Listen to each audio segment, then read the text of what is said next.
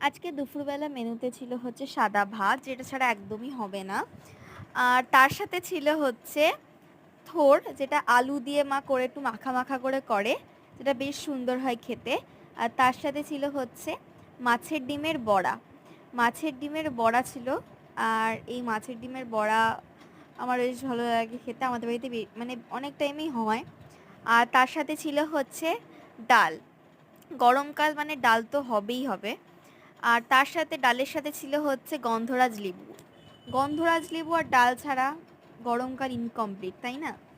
আর তার সাথে ছিল হচ্ছে এই বছরের প্রথম ইলিশ মাছ। হয়তো তোমরা দেখতে পাচ্ছ 3টে মাছ ইলিশ, কিন্তু আমরা তো 5জন মানুষ। আসলে ইলিশ মাছ ভাপা মা করেছিল। এই রেসিপি তোমরা চাইলে আমাকে প্লিজ কমেন্টে জানিও। আর আমি যেহেতু খাই না, আমি আর আমার ঠাম্মা ইলিশ মাছ ভাপা, তার জন্য মা আমার আর আমার ঠাম্মার জন্য করেছিল হচ্ছে ইলিশ মাছ ভাজা, যেটা আমার বেশ ভালো লাগে। আমার ভাপাটা অতটা পছন্দ না, তার জন্য। আর লাস্ট পাতে ছিল হচ্ছে আম। এটাই ছিল আজকে আমাদের দুপুরের মেনু। কেমন লাগলো অবশ্যই জানিও। Like, comment, share and subscribe our channel. নতুন ভিডিও নিয়ে আবার দেখা হবে।